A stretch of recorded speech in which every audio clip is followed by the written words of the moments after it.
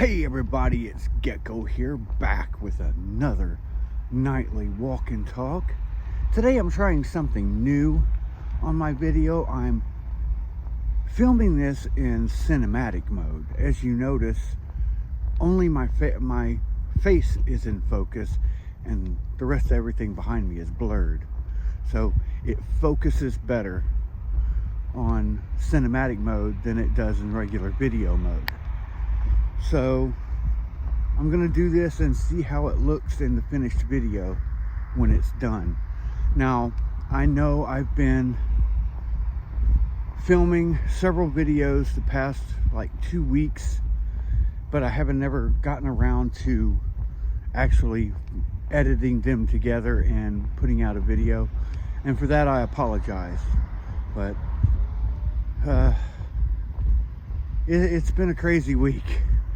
So let me go ahead and turn you around and I'll get this video started.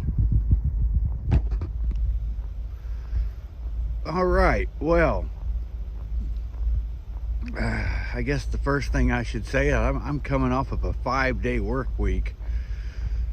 We had mandatory extra time that we had to work basically last Saturday. So half of that Saturday was on the check I got this week, which was awesome. I basically got $200 extra or so because of the overtime. But the other half of that Saturday is going to be on this week that I just finished. So I'll get that next week because we get paid weekly. So I've been doing a lot more things at work. Couple of days they moved me over to outbound, where their setup is a little bit different, but we're basically doing the same things, but instead of getting things off of pallets and repalletizing them and wrapping them up like we do in inbound, we basically take what the pickers pick from the inventory, the steel racking, bring over, and we either take it individually to an 18-wheeler truck trailer in one of the dock doors, or we put it in another section on a pallet and it'll eventually get wrapped up and put on a trailer. So there's two different sides to outbound. What they call a day side and a night side, because of what routes the trucks have, whether they're leaving during the day or if they're leaving at night. And usually the night side, everything gets put on a pallet and goes over there. So it's a little bit harder, but a lot less walking, because when you're on the day side, you know, you're taking each individual thing that comes out and you're putting it on a dolly and moving it to a different truck in one of the mini dock doors in the warehouse. So I think I looked at my steps for last week, and not this past week I worked, but the week before that. I think I worked I walked 37 miles in the course of me walking like I am now and the walking that I did at work. So I definitely get my hiking in. It's just not where I'd like to be hiking. So work is going great. I mean, I have to say this is probably one of the best locations that I've ever worked at. Just because my management is, they're the best. I mean, I've never had management that I have liked this much. And it's not just the people, it's how they treat the employees. And they treat us awesome.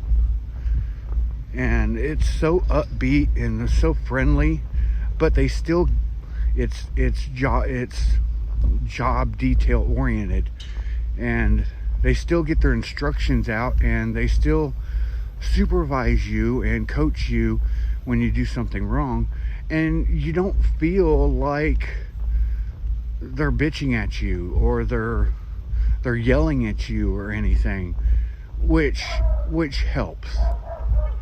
And we're fixing to get barked at.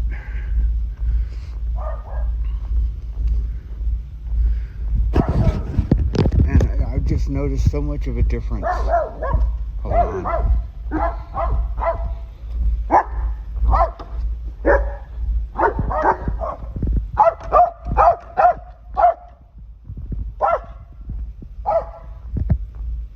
Doggies.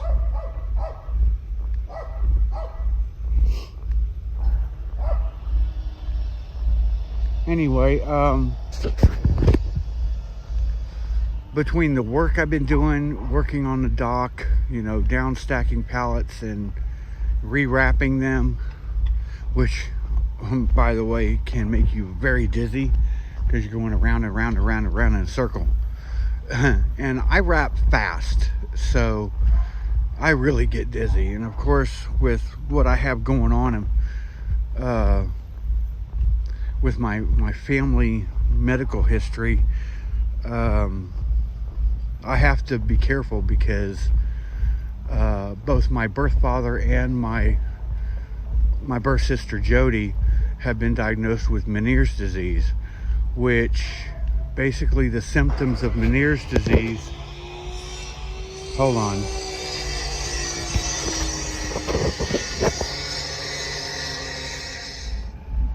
I'm going by a heavy construction area.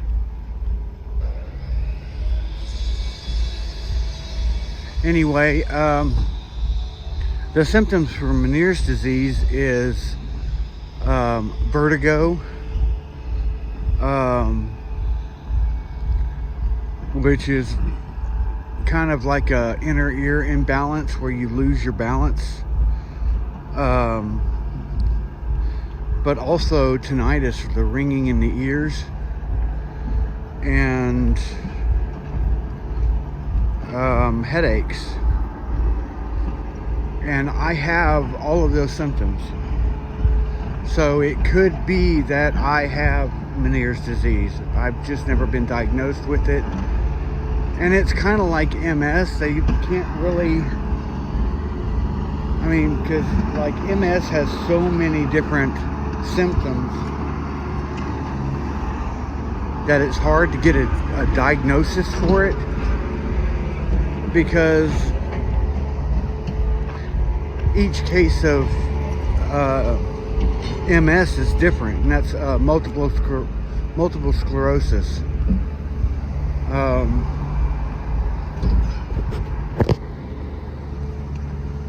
But with Meniere's disease, I've got the vertigo. Not bad. It's just when I lay on my back, the world spins, and then it'll stop, and then I'm good. But when I first lay on my back, I have that momentary feeling of vertigo, and also just randomly, just walking or standing or pacing, I'll lose my balance. And that's another one of the symptoms, not just the vertigo, but the loss of balance. So I honestly believe that I have Meniere's disease. So wrapping these pallets really triggers that, but not bad. I haven't fallen down at work, and it doesn't slow me down at all. Oh, I gotta get across this road. There's a car coming. All right. Another thing about the cinematic version of the camera is it will constantly pick things in the frame to focus on if it's like significant. Like right now it's not focusing on anything really, but like when I was going past that stop sign, the little box popped up on it and it was focusing on it. Like if I put my hand in front of it, see, it automatically focuses on my hand and then it goes back. I like the cinematic mode. it takes... Ain't nobody talking to you, Siri. My watch thought I was talking to it.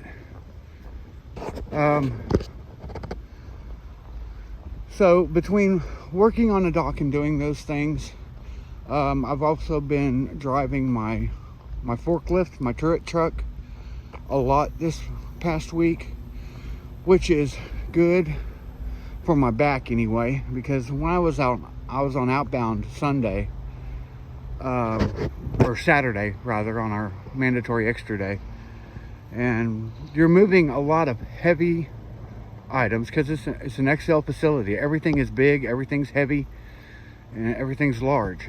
So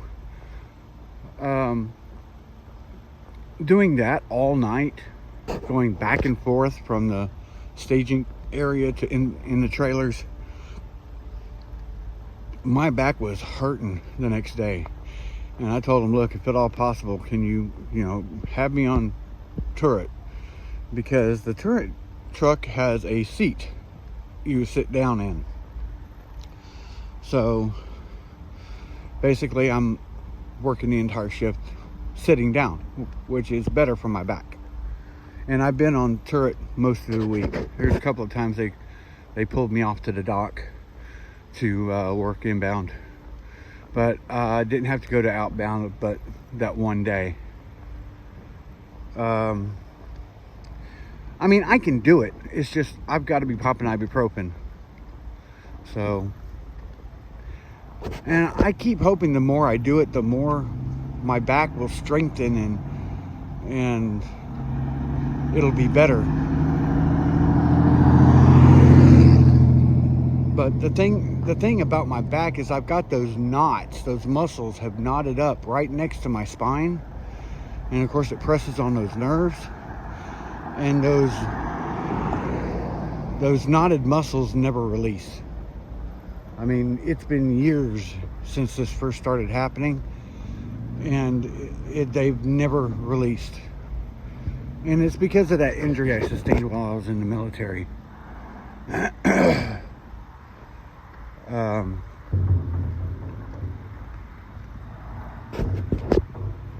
But I haven't really come across anything at my job that I really hate, I may not necessarily like going to outbound, but when I was over there, they moved me from the night side to the day side. And when the boss lady was moving me over, she said, your rate is number 4 out of everybody here. So that's definitely a good thing, because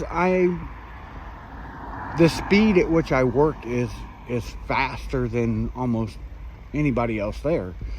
Because like my normal walking pace is almost 3 miles an hour. I kind of have to ramp it up just a little bit to hit that 3 mile an hour. But that's my normal pace, and that's the normal pace at which I work at. So I tend to be quicker than most anybody else there. And I've told them, look, anything you want to train me on, anything you want me to do, I'm up for it. Because I am trying to get as much experience on whatever I can there, so I can move up into higher roles or take on extra roles like a process guide or a learning ambassador, or something that doesn't necessarily give me a raise, but it adds that extra responsibility. So when I do apply for a tier 3 position, which I'm tier 1 right now, and they don't really have a tier 2. Tier 2 used to be what they called the process guides, but they went away from that, and now it's just an indirect role that doesn't add anything to your pay.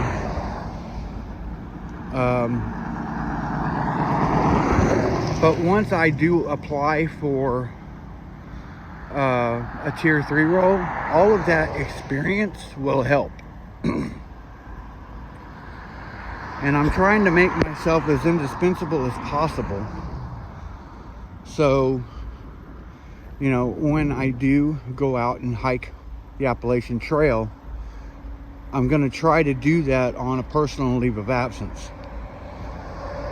And then come back and still have my job.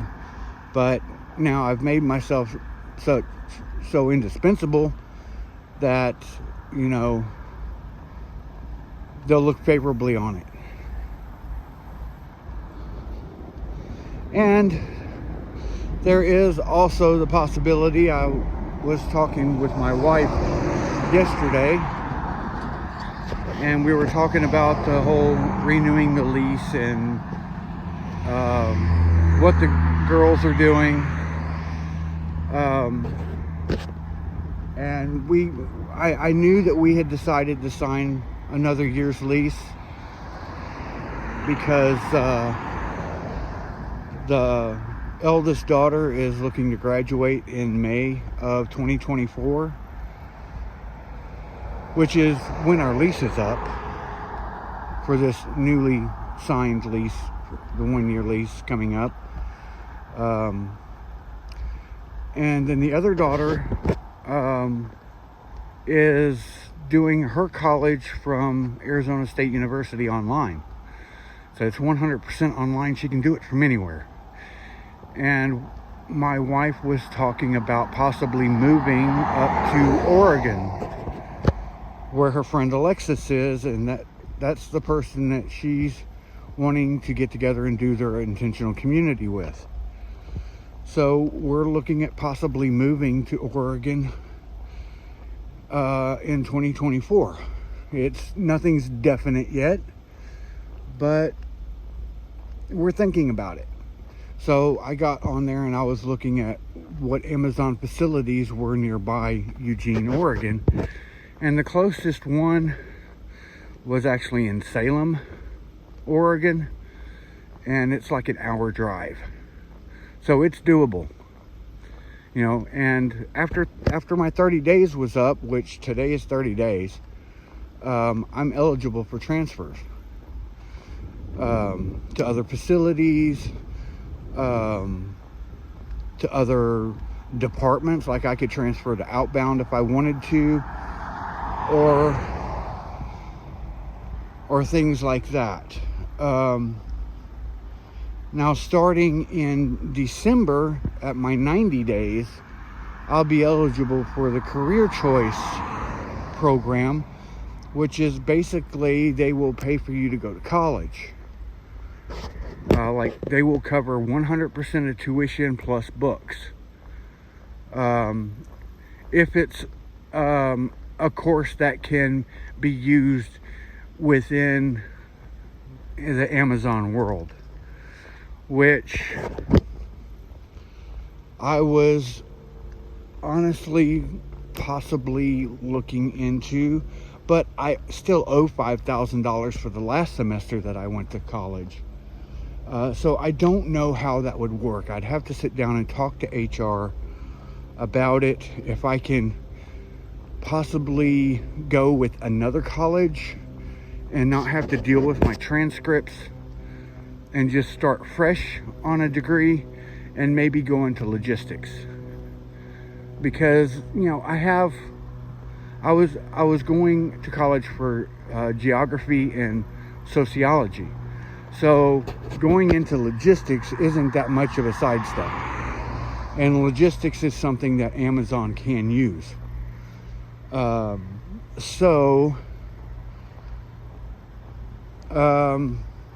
I'm thinking about it. Because, you know, I'm 52 years old. At this point, what good really is a college degree to me other than a waste of my money? Because I owe like tens of thousands of dollars in student loans, which my wife just sent me a link to some place that will look into getting some of that debt wiped away because of the quote-unquote predatory lending practices that these places were using on their student loans, because they were kind of pandering to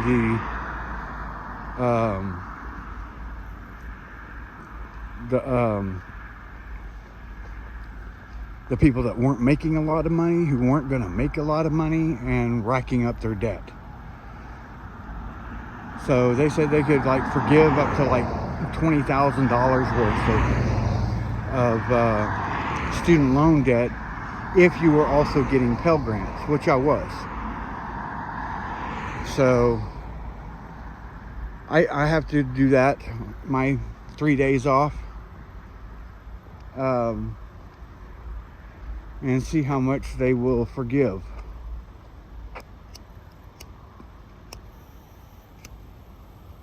And one of the other requirements was you had to have made a combined income less than $270,000 a year, which we definitely have. I think the most we've ever made is $70,000 a year between the two of us. But a lot of the times I wasn't working, so that's kind of the job update, and a little spoiler for possible moving, which if we do decide to move to Oregon in 2024, I may start my first trail on the PCT, because that'll be closer to home, you know, if we do move there.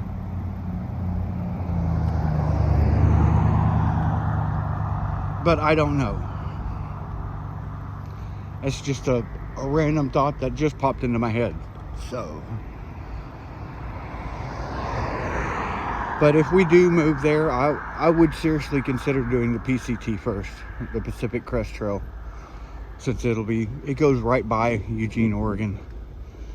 You know, I can do a no-bow hike from the Mexican border in Campo, go up to the Canadian border in Washington, and then turn around and hike back down to Eugene, Oregon, and either hitch a ride to the house or get my wife to come pick me up, because it'll be right there. So it's a thought, of course. That's if time permits through the Cascades and the snow, because, you know, because it'll be that late in the year, I may not be able to do a southbound back to Oregon at that point.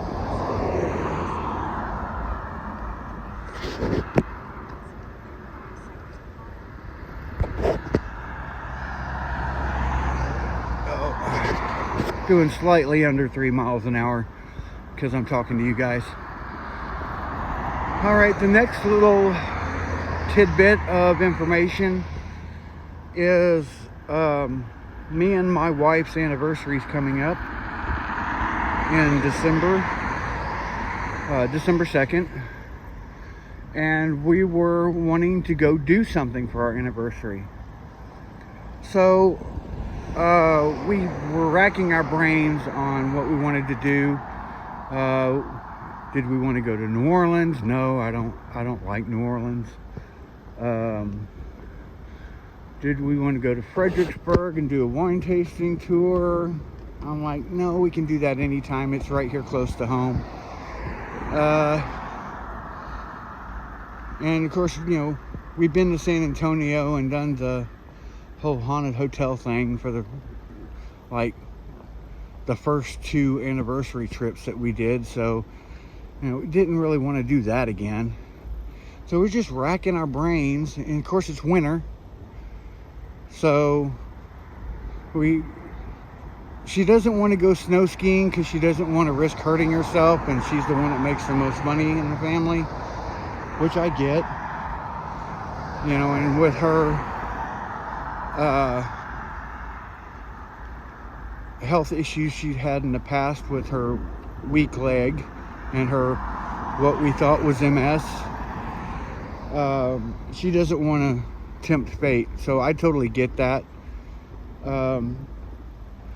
But she found on Airbnb some earth ships, and it's in Taos, New Mexico, and it's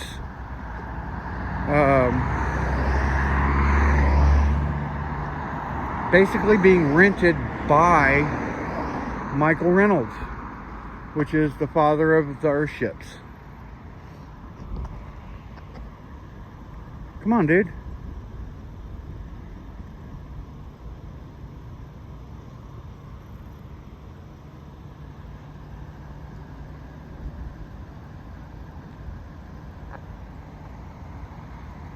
And he's the one that is in that documentary Garbage Warrior. And he's the architect that came up with the design for the Earthship. And he's honestly a hero of mine.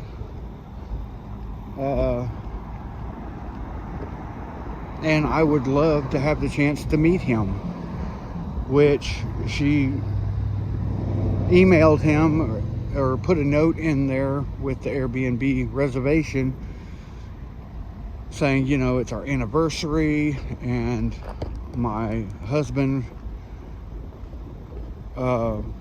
is a huge fan of yours and would really love it if you could stop by while we're there and talk to us. And, you know, being December, it's the off season for building, so he really might actually come by the Earthship and talk to us and hang out for a little bit. That would be totally awesome. I apologize for the wind noise. I'm walking directly into the wind right now. The other part of that anniversary trip is the friends of hers from work that bought us the tickets to that Queensryche Judas Priest concert relocated to Albuquerque, and she's working at a hospital in Albuquerque and also in Roswell, New Mexico. So we decided we wanted to do a night or two at the Inn of the Mountain Gods Casino and Resort in Ruidoso, New Mexico, which we've been to before because my wife did that travel nursing assignment for 4 months in Roswell. And I would love to get my hand on a slot machine or maybe a coin pusher, because I love those, and maybe win a little bank. I don't know. Let's see. Last time I came down here, I got almost to the feeder road and I ran into a pack of wild hogs and had to turn around because I'm not trying to get gored or bitten, because pigs, if they bite you on your ankle, they will bite clean through the bone. They could very easily amputate your foot if they so chose. So I'm not trying to get mutilated, maimed, or bitten. So that's one of the reasons why I was trying to do this while the sun was up, but by the time I get over there, it's probably not going to be up because it's already below the horizon. So that's a fun trip that's coming up. You know, my wife does these road trips all the time by herself to get her tattoo worked on, or tattoos worked on, and I never get to go anywhere, and this will give me the chance to actually go somewhere and have some cool footage for you guys, because I want to take y'all on a tour of this Earthship. It's one of the Earthships that was featured in the documentary Garbage Warrior, the Phoenix. I can't remember if it's the one that has the fish pond in the house, but I'm hoping it is, because I want to show y'all that. If you go to Spotify and look up A Gecko's Life, that's my podcast. I actually did an episode on biotexture and natural building techniques, and I talk about Earthships. That was actually the last episode I did last weekend. So it'll give you more of an idea of what an Earthship is. And Michael Reynolds is actually the one that coined the term biotexture as it relates to building, because there was already a definition for biotexture, but it was biomedical, and this is in reference to a housing structure, basically a building that takes care of you, the inhabitant, like a living entity, because it's totally self-contained and self-sustaining. But anyway, that's what's coming up in the near future for me. I'm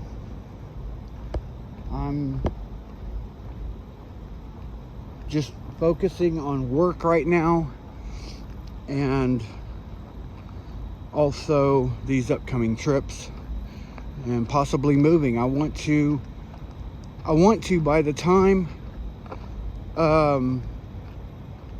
we decide we are moving to Oregon and I have to put in a transfer to the Salem Fulfillment Center, I want to be able to transfer as a tier 3,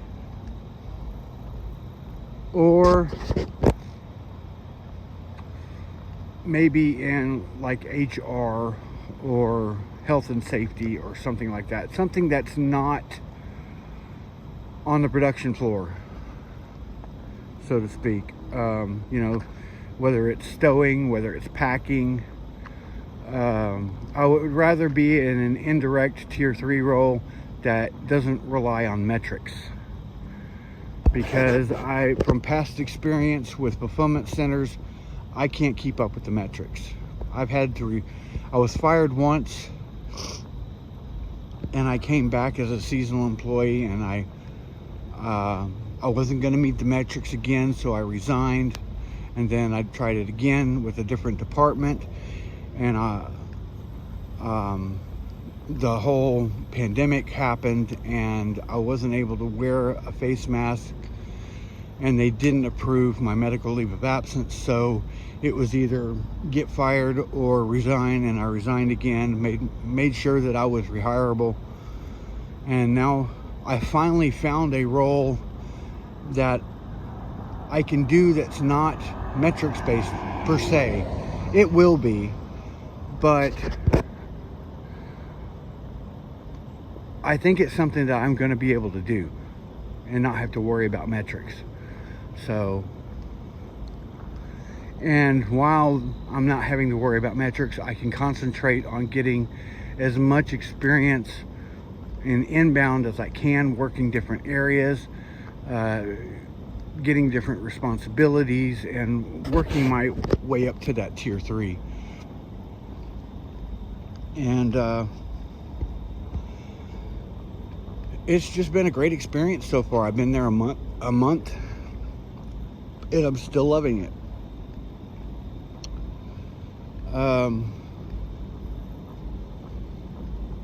I know I've been saying that I was going to look into that National Geographic filmmakers, the documentary filmmakers grant. I still haven't done that.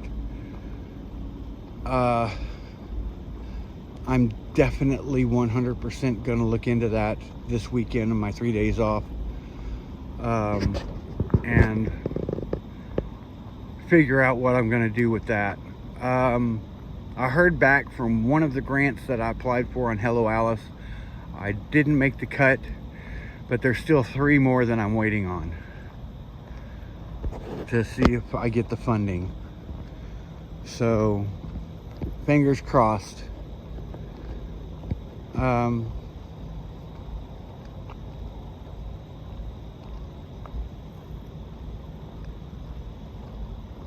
So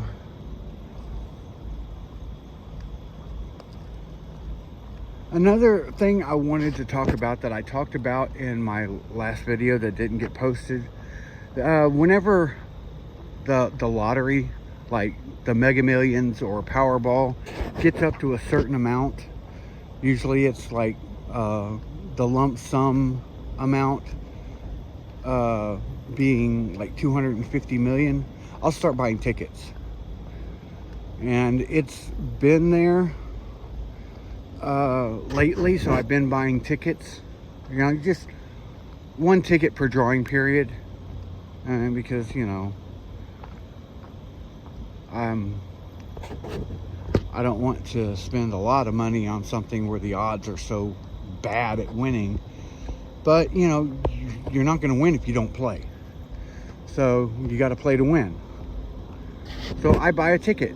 And I was buying, you know, a Powerball and a Mega Millions ticket, because they were both around the $250 million range.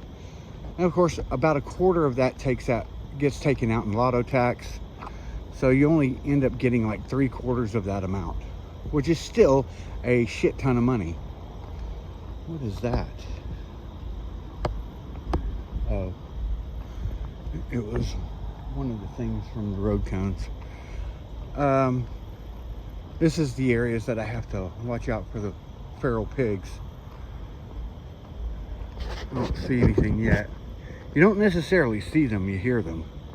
Because they're not huge pigs. They're smallish.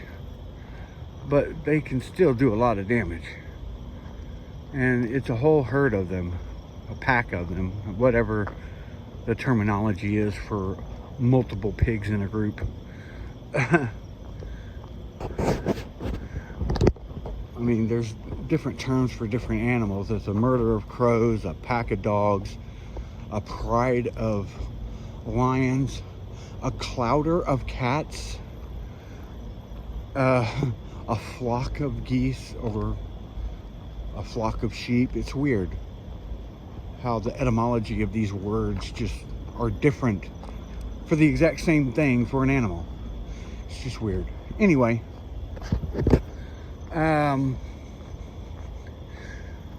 so I've been doing this for several years, so buying the tickets when it gets to a certain point. As far as I know, the Powerball is still up there, but somebody actually won the Mega Millions, so it went back down to that starting amount of like 20 million.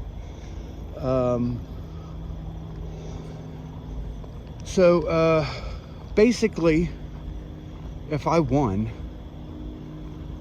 I wouldn't. Hold on. I don't know. It's not good. It says more light required. Flash may help. See, it gives you the little tips on the cinematic mode. Anyway,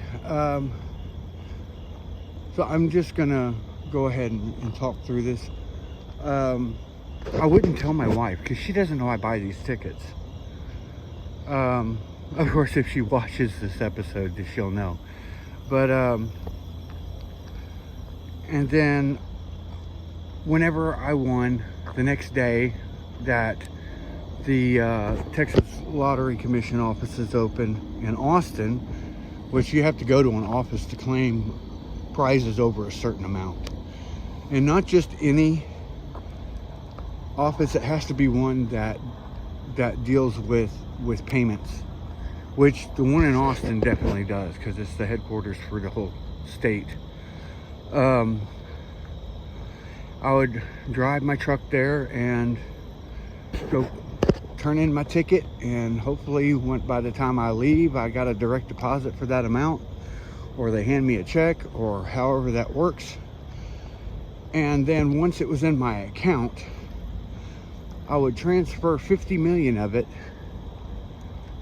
to the joint account or the joint savings account, either one.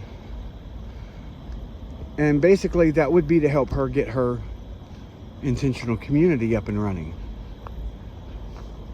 And the rest of it, I would take a portion of it and set up a trust for the kids, for their college.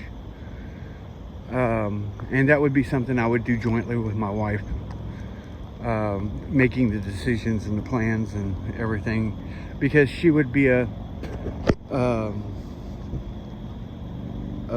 executor of that as well as me. But with me hiking, she would have to be the one to do that. So she would have to be on the accounts as well.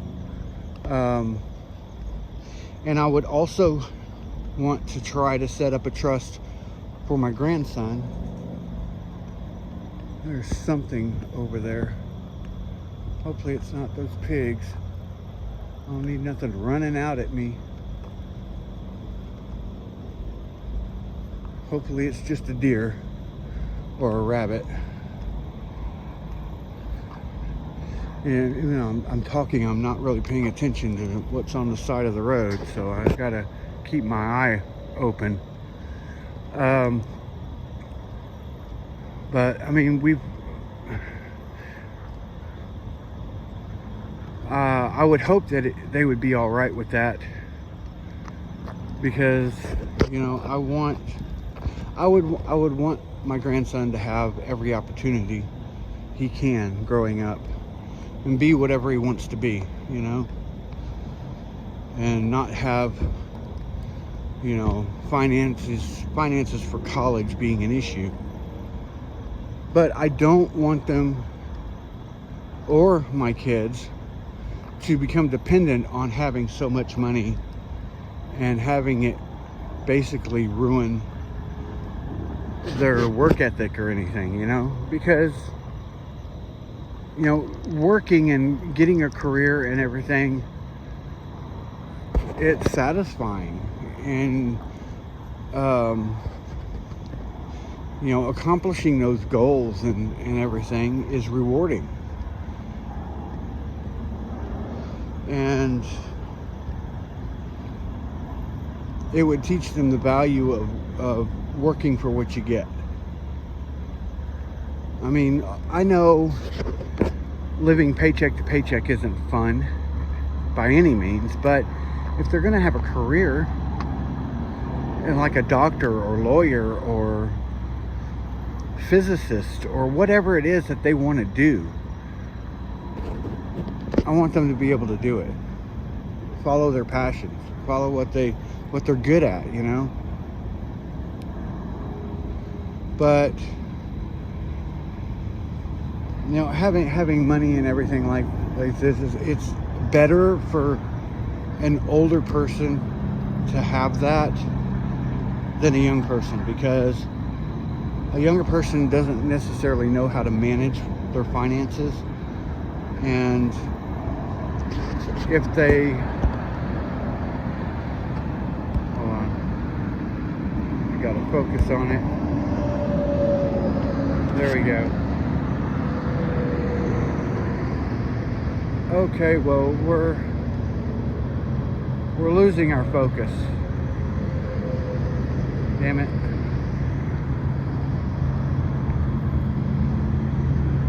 Let's see.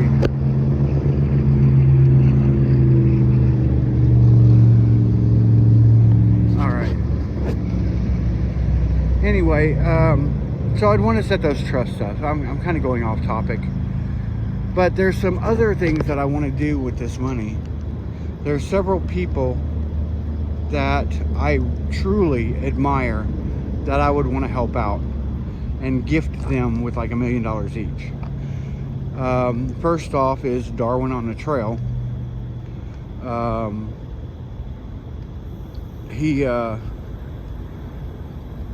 been one of the people that have inspired me in through hiking. And he started a company called Outdoor Evolution, where he has a podcast, he has merchandise, and he does like documentary type videos for trail organizations, public lands, and that type of thing. He did a documentary for the Arizona Trail. He just did a short video for the Appalachian Trail community. We're going to lose our focus again. Just bear with me. There we go. It's going to go in and out.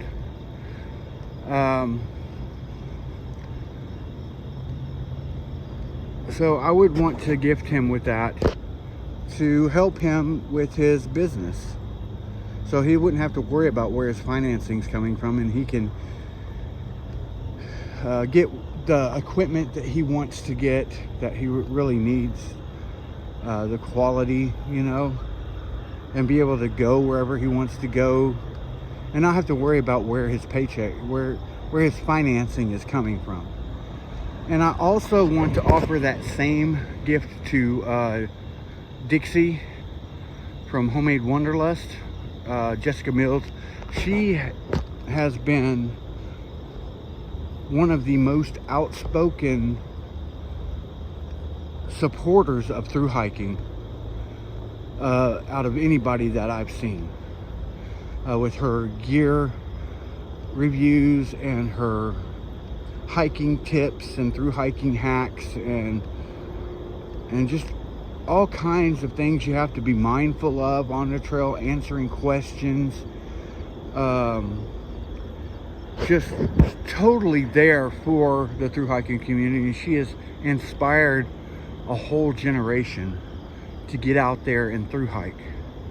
Men, women, children, all of them. So, and she has Homemade Wanderlust. Her and Aaron do the videos, and Aaron is her editor. And she has a greens business, or had a greens business. I don't know if she still does, for like, you know, wheatgrass shakes and stuff like that, where she grows the greens and sells them. But I would want to gift her that money as well to help her do whatever she wants to do and have the gear that she needs and not have to worry about where her financing is coming from. I also want to offer that same gift to IB Tat, because, you know, his story is truly an inspiring story. I mean, he was looking for a way to stay sober, and as his moniker says, saved by mountains. Thru hiking has helped him stay sober. And in the process of doing that and finding that out, he found out that he truly had a passion for photography, and he has become really, really good at it. I was looking at some of his photography from the Scotland hike he just did, and it's just truly phenomenal, beautiful. And I would want to help him, you know, be able to buy the equipment that he wants to get to take better photography, and keep going on these hikes as much as he wants. And I would offer him a suggestion that he may want to start a nonprofit to help other recovering addicts and alcoholics by providing like guided hikes, or an online forum for people to come and share their experiences and stories about the sobriety and hiking and camping through hiking. And also maybe scholarships for hiking gear for through hikers who are recovering alcoholics or addicts. I would make that suggestion. He wouldn't have to do it to get the gift. It's a gift. But I would make that suggestion because it's something with his story and background I think he'd be really good at. I mean, he's not necessarily a people person, I get that. But he could be the face behind it and not necessarily have to interact with any of the people. He could hire somebody to do that.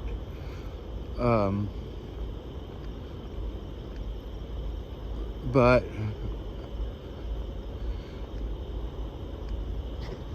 and I would also offer the same gift or donation to the drag queen Patagonia,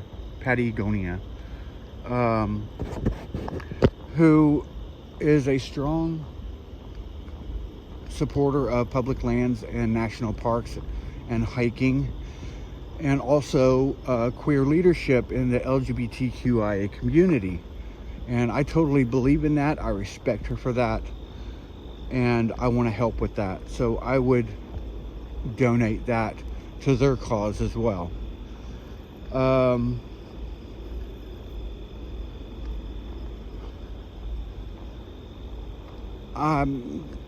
That's pretty much the people that I would want to gift that to. And then the rest of it, hiking. I would be able to go anywhere, hike any trail to my heart's content. I mean, obviously I want to start with the Triple Crown, but then I'd like to do the Camino de Santiago, the Tour de Mont Blanc in France, the Tour de Paine in Argentina. The Camino de Santiago is the one that goes through Italy and Spain and France, parts of it, but mainly in Spain. And then maybe come back and the British Coastal Trail, which goes all around the island of Great Britain, along the coast, through England, Scotland, Wales. That one would be an awesome trail to hike. So far I haven't found anybody that's done it yet. It's a brand new trail. Of course I haven't really looked yet. I may also want to do the American Discovery Trail. But some of the other trails I'd like to do is the Pacific Northwest Trail, the Colorado Trail, the Arizona Trail, the Ice Age Trail, the North Country Trail. There's just a ton of trails out there that I would love to do. I mean, there's the International Appalachian Trail that goes from Key West, Florida, all the way up to Nova Scotia in Canada. That's part of the Appalachian Trail.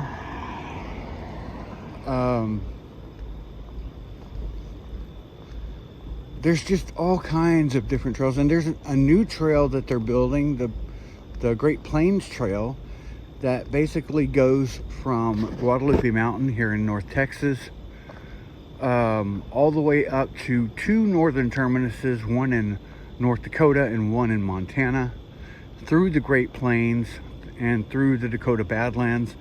That is going to be an amazing trail. Right now there's a lot of roadwalks and not a lot of water sources in the southern sections, so right now it's not feasible to do it unsupported. So you need somebody driving with you, carrying your water, which I would have the money to hire somebody to do that if I wanted to. So in the off season, I would either be helping my wife with the intentional community, if they get that up and running, or renting out Verbo properties and staying in different places around the country or the world or wherever. I don't know if Verbo is international. I believe it is. Verbo, the VRBO, is an app where you can rent like vacation properties, and not just like a night or a weekend, but weeks and possibly months at a location.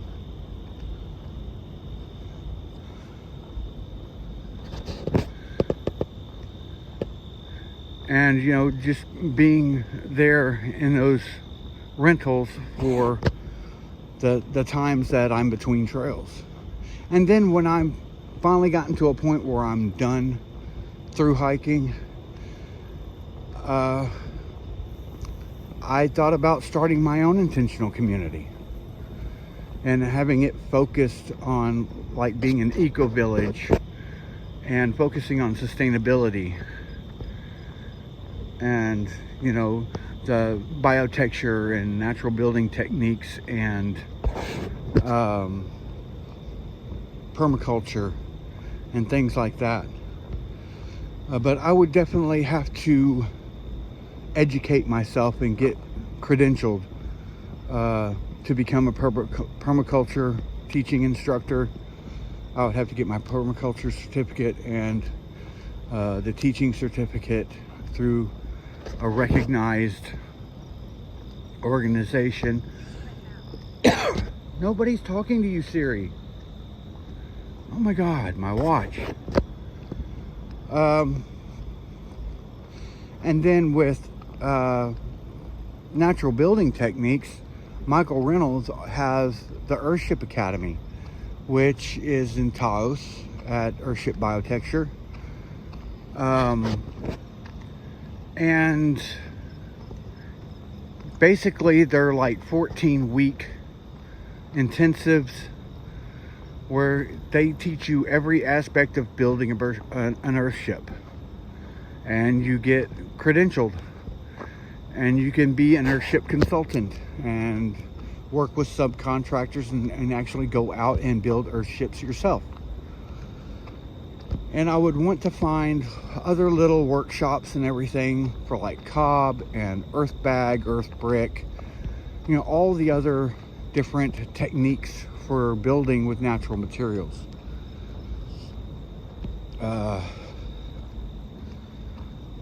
So that's basically what I would do if I won the lottery in a nutshell. I would help out a lot of people and basically have my retirement early with no limitations, and have my wife be able to get her dream up and running.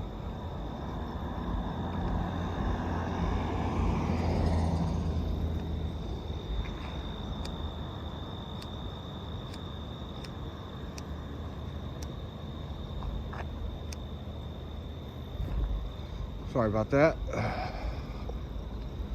Focus. There you go. I do like that the cinematic mode focuses automatically. I don't have to like squinch my fingers on the screen. I think I'm going to start using cinematic mode more often. And there's different filter styles you can use. And of course, it's going to go in and out of focus because of the lighting. There's different filters you can use to make it look like vignettes or black and white. I haven't tried black and white videos yet. I may do that on a hike. Actually on a trail. Maybe this weekend I can actually get out to Purgatory Creek Natural Area and go hiking. On a trail. I haven't been there in, God, months. So that's pretty much it. I've updated y'all on everything that I'm doing, except for my next episode of A Gecko's Life, my podcast.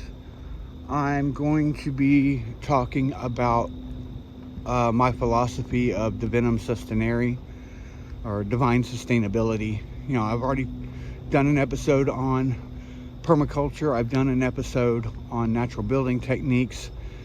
This is the next logical step for an episode.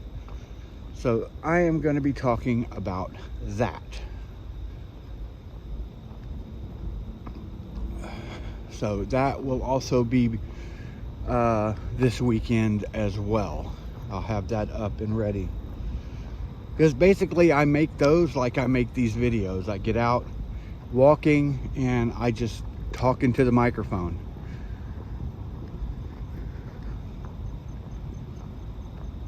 So let me see if I turn you around, there's no light hitting my face, so I'm just gonna cut it down here. Hello, work. That's where I work. I love that it's, walking distance from the house. Now that it's cooler, I don't have to drive. I can just walk, not have to deal with the heat. Of course, if I'm working outbound,